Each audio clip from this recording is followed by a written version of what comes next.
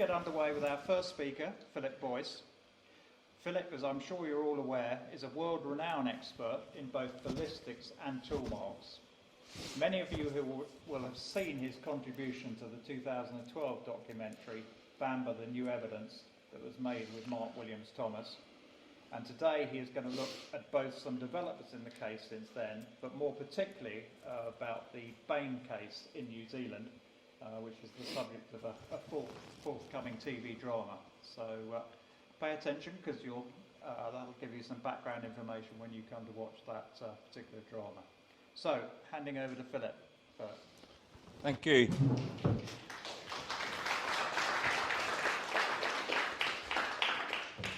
I feel like I'm at school again up here. Oh, sorry. My wife always says to me, wear your glasses because it makes you look intelligent. But anyway, what I was going to talk about today was 3D printed guns, which is an interesting subject, but we're going to keep that for September. But just to whet your appetite, and as I pass things around, I would like them back, please. Last week,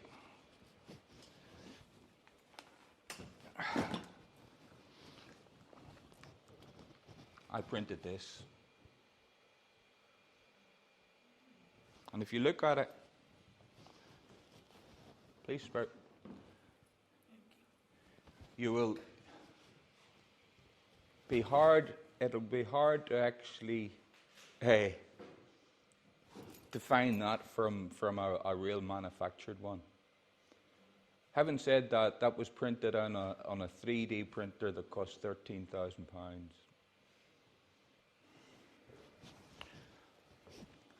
Got lots of goodies.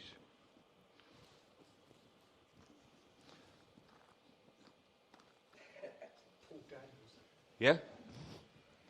This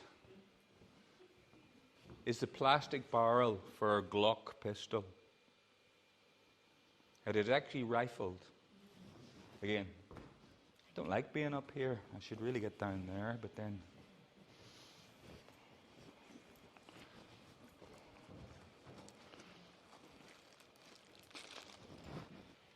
And this is what happens when you fire it. You only get one shot. But that one shot is still going out at 100-odd foot-pounds, which is more than enough to kill you. So one shot is all you need. And in actual fact, by firing that one shot, you've actually destroyed the evidence. Please don't open it and take the bullets and stuff out. 3D printing, again, has become so sophisticated that I've now been able to print that barrel out in titanium. And the 3D printer that I used to do that is probably a quarter the size of this room, and it costs something like £200,000. But anyway, are you all familiar with the Bain case? No? Well, you will be in a minute. Sorry. Where are you? Where's your USB?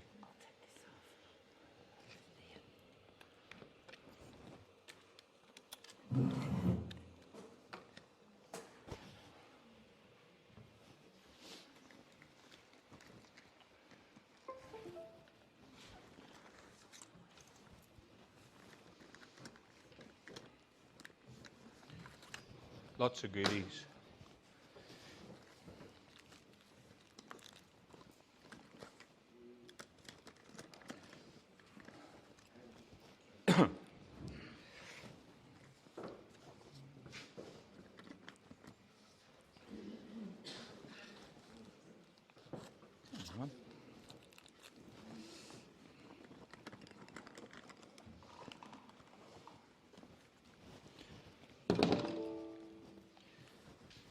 You broke it?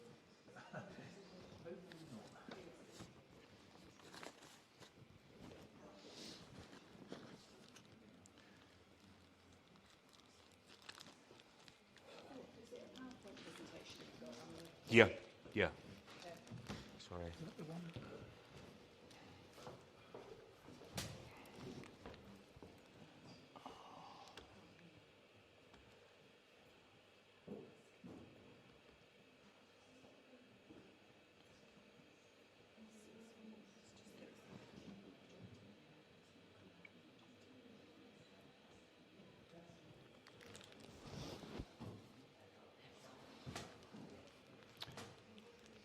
Unfortunately, it's not a really big screen, but whenever I bring some of the other stuff out, you can actually have a closer look at stuff. But in both the Bain, take these off, I don't need to look intelligent anymore. In both the Bain and Jeremy's case, the rifles were all .22 caliber. And again, I don't know if you're familiar with the size of the bullets in the cartridge cases involved. These are some examples. And a lot of people think that such a little bullet will not do you any harm, because they are quite tiny, but they are devastating. You can actually see there's spent cases and fired bullets in that.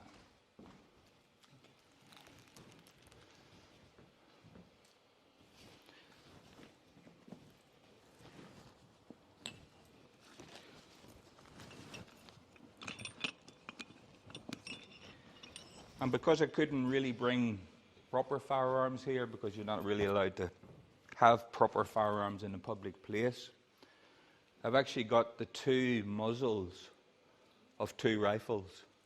And that'll actually show you the actual size of the hole. And if you look down it, if you hold it up to the light, you can actually see the rifling in it.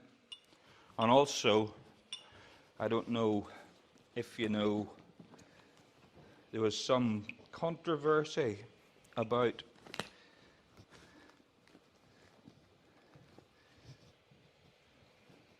the knurling on the silencer that was used in Jeremy's case. This is the exact make and model of the silencer used, and you can play with them, but you can see how easy it is to fit to the end of the rifle. But it adds another 6 inches, and that plays a part whenever you're trying to shoot yourself or not.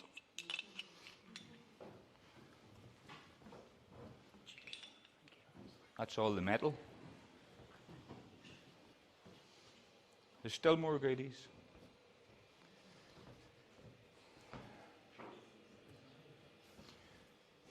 Can't really see it, you know, it's much better in the computer screen here, but David Bain, obviously. And again, the appeal summary. He's always maintained that after he returned home, he found his entire family dead. His father, 58, mother, 50, sister Ara, Laniat, 18, and his brother Stephen. He was only 22, and he actually called the emergency services at virtually 10 past 9, saying they're all dead, they're all dead. The police initially treated the scene and the incident as a murder-suicide. Very similar. Same caliber. This is the father, if you can't quite see, but he has one gunshot wound there.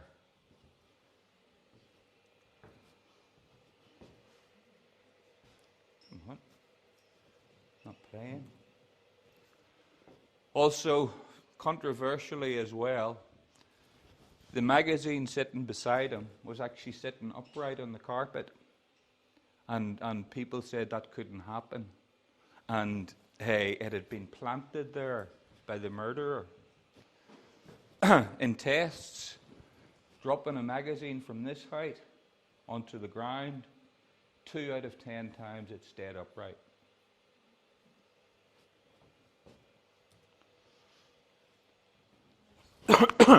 Crucially, there's a computer in here, and Robin Bain was standing beside this curtain, and note the chair there. The rifle's lying there.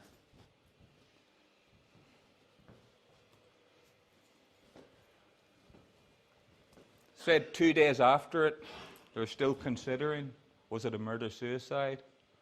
And the officer in charge says there's a lot of work to be done. Don't rush it. It's better to proceed at a reasonable pace, i.e. slowly. Did they? No. The police arrested and charged David 2 days later. And 15 years later, the Australian Supreme Court judge said that the police did rush the investigation and handled it so badly they made so many errors. Didn't help as well that 2 weeks later David agreed that his local fire brigade could burn the house to the ground, completely destroying the house anyway, not the evidence, because there was a rifle and everything. May 1995, he was convicted on each of the 5 counts and sentenced to mandatory life. But mandatory life in New Zealand is different than the UK, and minimum 16 years before parole. After failed applications, his legal team and his campaigner, a man I now know very well, All Black player called Joe Karam, who was essentially funding the appeals, and he actually was funding the appeals by writing books about the actual case. He's actually written, I think, 4 books, and I feature in 3 of them. Not unlike the book that I featured in Belfast. When I worked in Belfast, I managed to get the evidence to actually put a senior IRA terrorist into jail based on gunshot residue evidence. And whilst he was in jail, he wrote a book. And he called me that bastard Boyce. I was only looking at the evidence. It was on him.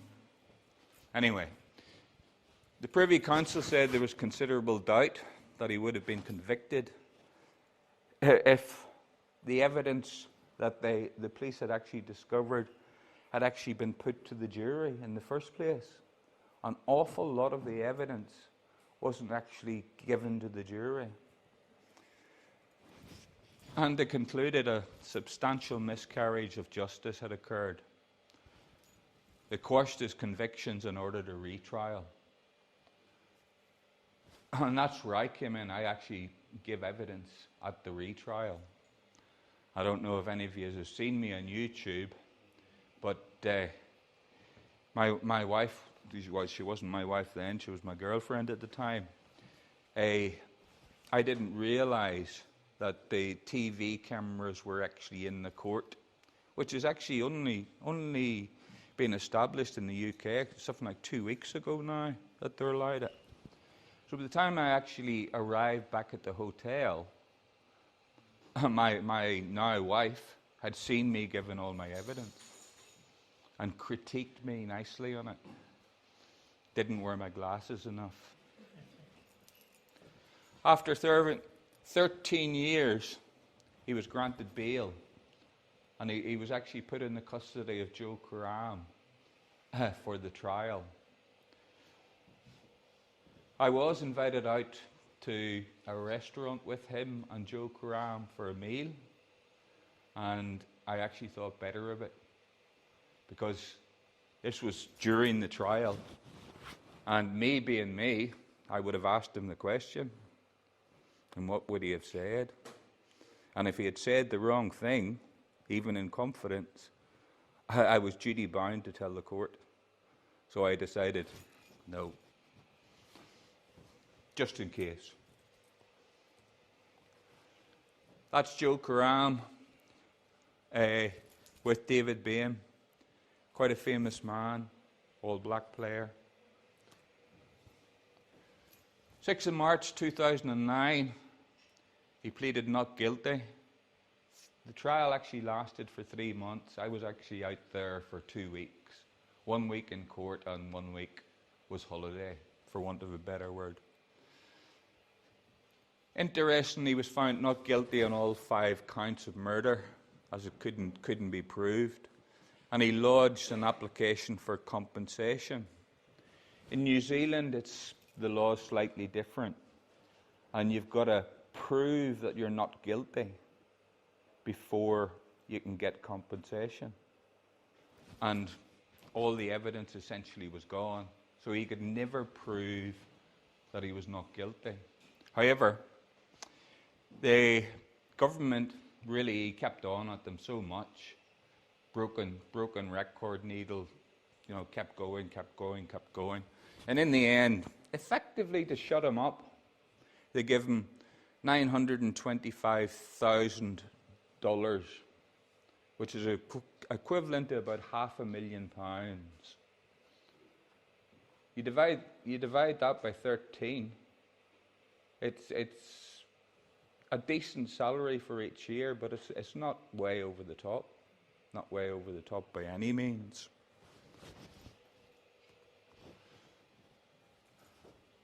There's 9 points that the Privy Council were given, and this wasn't actually given to the jury in the time. Robin Bain's mental state. He's characterised as balanced, devout school principal. And David was so-called disturbed, obsessional and bizarre. Then comes along new evidence. Three of Robin Bain's teaching colleagues, he said he's been seriously depressed and had real concerns about his mental state. Look at the parody with the Jeremy case. Sheila's mental state. Really, Robin Bain had allowed the publication of brutal and sadistic stories written by his children in school. What sort of a mental... Well, you can never tell what goes on inside a person's head. But if you're teaching young kids and they're coming out with brutal and sadistic stories, you've got to stem that right there. You don't encourage it.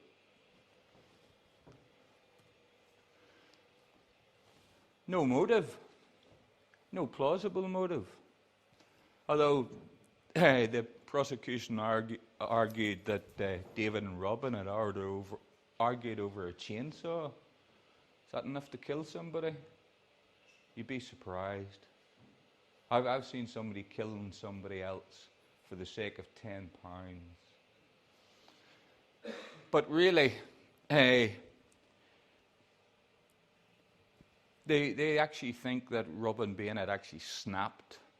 And really, here's the big one that the jury didn't see. The 18-year-old girl had actually said that her father was having sex with her. Incest. The jury didn't hear that. 4 new witnesses and really give testimony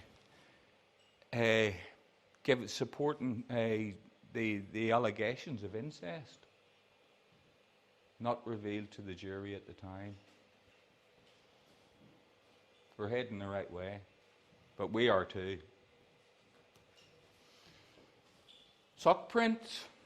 I don't know if you know about those, but it was claimed that the long-blooded sock prints belonged to David Bain, but his feet, the sock prints were 280 millimeters long. His feet were 270. When they actually measure, Robin Bain's was 270, sorry. But after the trial, David Bain's was 300. He couldn't have made those. Robin Bain could. Switch on time. That computer behind the curtain. Really, he went out at 5:45 and he got back about 6:40. The computer was switched on at 6:44. Who switched it on? Whoever switched it on was the killer of Robin. But Robin had actually typed the message on the computer. You were the only one who deserved to stay. And then, did he or did he not? They accepted the new evidence that the computer had been switched on earlier or later, and really, the judge should not have reminded the jury that was a key prosecution point at the first trial.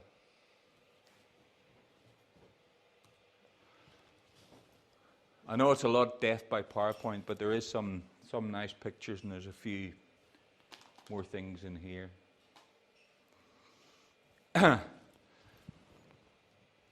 Really, at the trial, David got home closely connected with the arguments, whether the computer was turned on or not, or the timing on a computer can be funny as well if it's not set right. But really, David could have got home a little earlier, shot his father, and turned on the computer.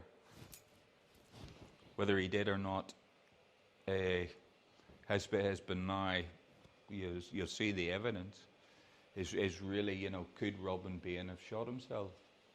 And at the first trial, the pathologist holds the rifle out like this, and he can't reach the trigger. If you're going to shoot yourself, you're not going to hold the rifle out like this. You're going to lean over. Nice chair in front of you, beside a nice curtain. We'll get on to that in a minute. Really, at the Privy Council, they were presented with the evidence that the witness made a second statement, suggested her perceptive on timings was more accurate than the prosecution claim, but the complete evidence wasn't presented, and she was never cross-examined. So, iffy at the best of times. Who owned the glasses? It was always said that the one glass lens, those glass lenses belonged to David Bain. When in actual fact, again, I won't read it all, but really the eye specialist actually conceded that those glasses belonged to David Bain's mother and not him. And he was actually shown a picture of her with them on, and he agreed that he actually prescribed them to her. Almost a red herring. Left-hand lens was lying there, and it said exposed position, consistent with it being dislodged. But look, it's lying there. It's covered in dust. It's underneath other articles. It's been there a while. That wasn't revealed.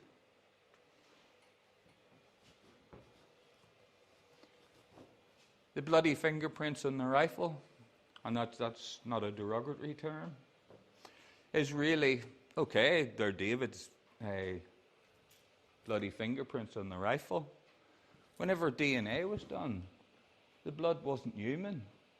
And David agreed that he'd been out shooting possums. It's probably animal blood. Nothing to do with the incident. DNA is a great thing if you've still got the evidence.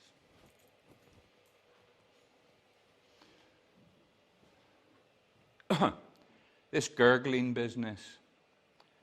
Gurgling. When David actually found them, he said his sister was gurgling.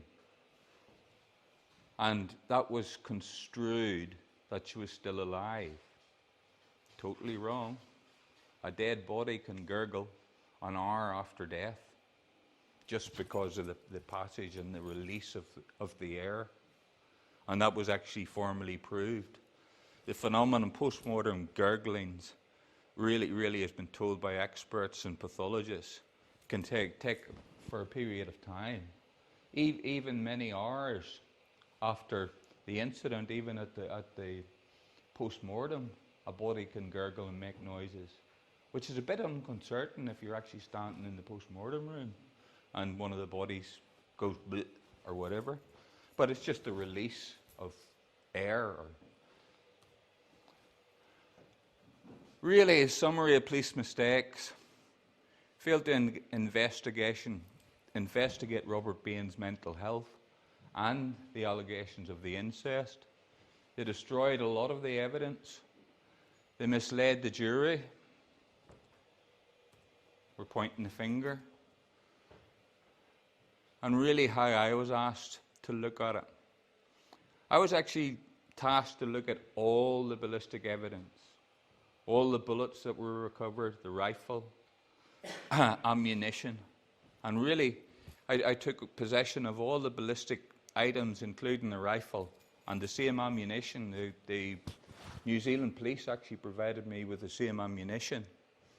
Really, when I say that in itself was interesting, in UK in the law, Joe Karam and a police constable flew to the UK, flew to Heathrow. But as soon as they landed on the ground, they were breaking the law because they were in possession of a firearm without a suitable license. So what I had to do, I had to go to Heathrow Airport and be escorted airside out to the aircraft by 2 armed police and take possession of the whole lot. And I was walking back through Heathrow Airport with this aluminium case which said firearm and other bags with 2 armed police on either side of me. And the people inside the airport were giving me some funny looks. And believe it or not, I've had to do it again. Because whilst I was out in New Zealand, I was given another case. And I had to get that rifle to the UK as well. But it was 2 different policemen. But same thing. And when I'd finished with it, I had to actually bring it back to Heathrow, go airside again, and hand it over so that they could take it back. Really, I went to a court in Christchurch, and really, I give evidence for 1 week. I've got a better picture of this. You can actually see it in a minute. But this is actually the gunshot wound on Robin Bain's head. And this is one at 25 to 30. And at 25 to 30, there's lots of little pickles further out. Whereas here, they're really close. That tells me, without a shadow of a doubt, that entrance wound is close range, if not contact.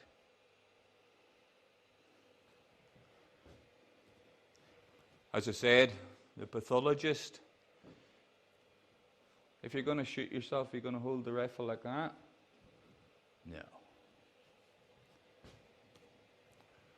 But they made me hold it as well. I couldn't touch the trigger at that point. Too long. But you're not going to do it that way. You're going to do it like that. Look. Nice chair. Even the silencer or sound moderator is fitted to the rifle. I am able to actually physically pull that trigger. Can you give me a pull? Philip? Sorry, can you help me? Because I've got a bad back, I can't pull too much. Can we? He's probably quite heavy, is he?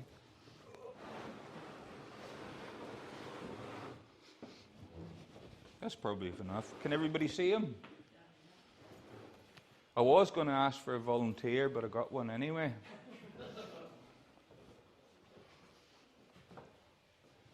This is the same headset that I had in Christchurch. And that shows you the trajectory. I was able to put the rifle there and able to go click. I also played a good trick as well. The council, I wanted one of council to actually do this. And they said, no, it looks better if you do it. So I said I'd do it. I cleared the rifle probably 3-4 times to make sure it wasn't loaded. And then I took my jacket off, looked at the jury, and said, just in case. And they all laughed like you have just laughed. And at that point in time, I knew I had them on my side, for want of a better word. So I actually proved that Robin Bain could have shot himself.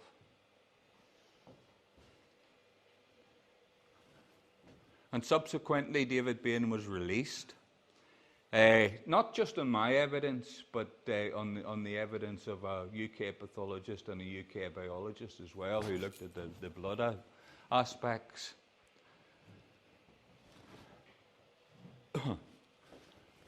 And happier times now, 2014, believe it or not, he married one of Joe Cram's daughters. And they're now the proud parents of a boy and a girl. And they had a lovely wedding. Do you know how I know that? Because I was there. And they paid for our flights, paid for our hotels, everything. I had another holiday.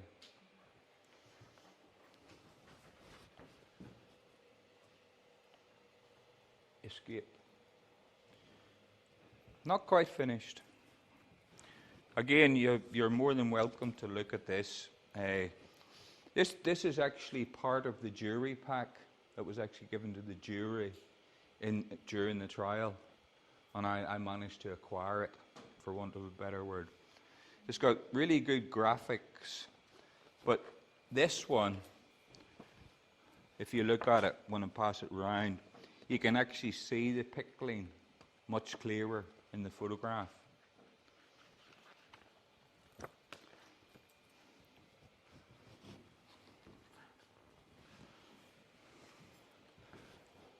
And I've also got a collection of newspapers.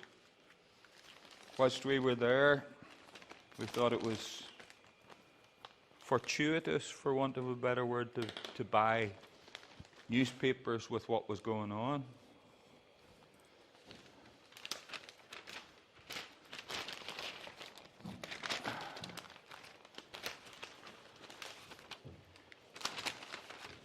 It's the second page. I didn't make front page headlines, but never mind.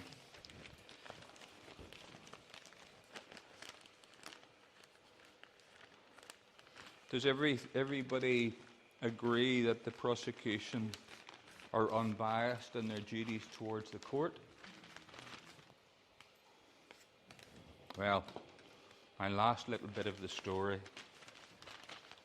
This says, trigger within reach. That's the defence case.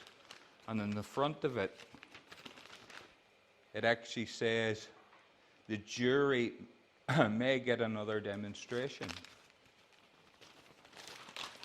So, you're more than welcome to look. So what actually happened was, after I'd finished all this, they said, we have a policeman who's exactly the same size as Robin Bain. We want you to put him in front of the jury and garb him up with a headset and see if he can touch the trigger or not. What did I say? No. I said, I'll go with your ballistics expert into a side room and we'll do it there before we do it in front of the jury. So, my arms are 14 centimetres shorter than Robin Bain. So, in comes this policeman, tall policeman. I measure his height, exactly the same height as Robin Bain. Put your arms out. He's 4 centimetres shorter than me. And what the prosecution actually did was they went through all the policemen until they found a very tall policeman with very short arms. And had I actually agreed that that policeman went in front of the jury, he couldn't have reached the trigger. Obviously, the defence really played on that one. That's about me. If you have any questions, please shout. You said you got a policeman with a short wingspan. Was anything brought up with that? Sorry, say again. You said that they got a police officer with a shorter wingspan.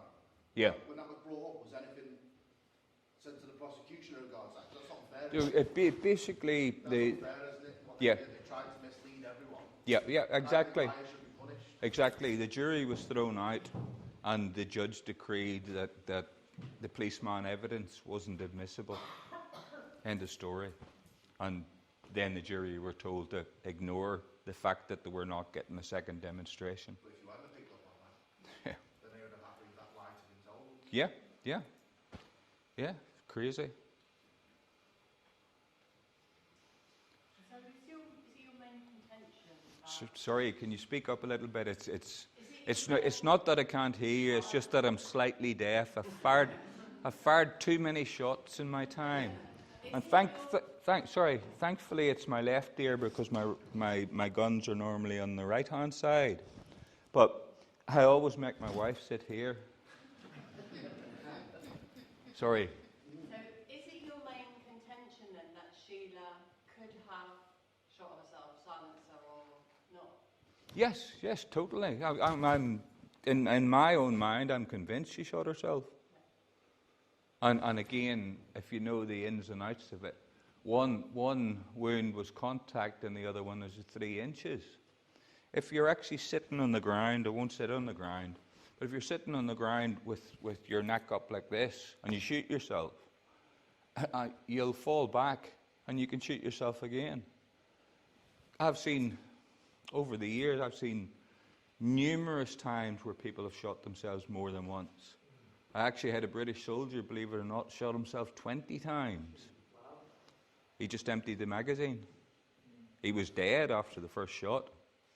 And believe it or not, the only time I've seen it in my life, he had instant rigor mortis, which is very unusual. And it's not really rigor mortis, but it's really the muscles have just tightened up. And he was actually still sitting in the field with the rifle under his chin, stuck. And we had to actually bend his fingers to get the rifle off him. One of those strange. You see, you think you've seen everything, and then all of a sudden you see something else.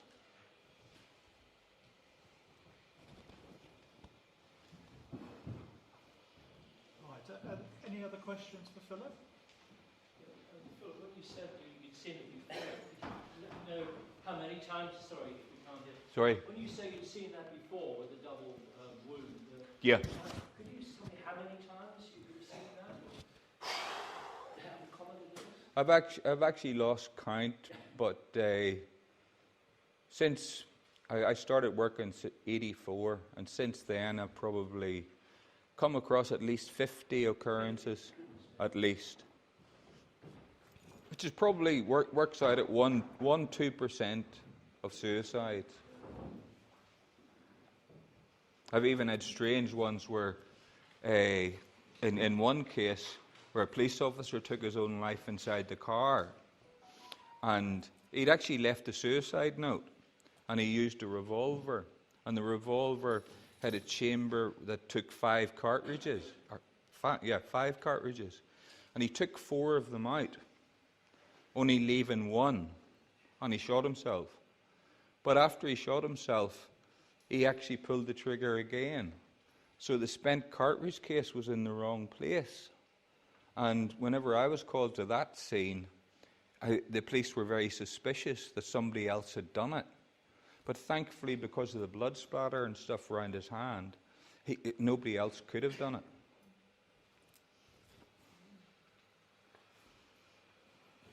Right, any final questions for Philip? No? Good, well thank you Philip very much for that fascinating talk. You're welcome.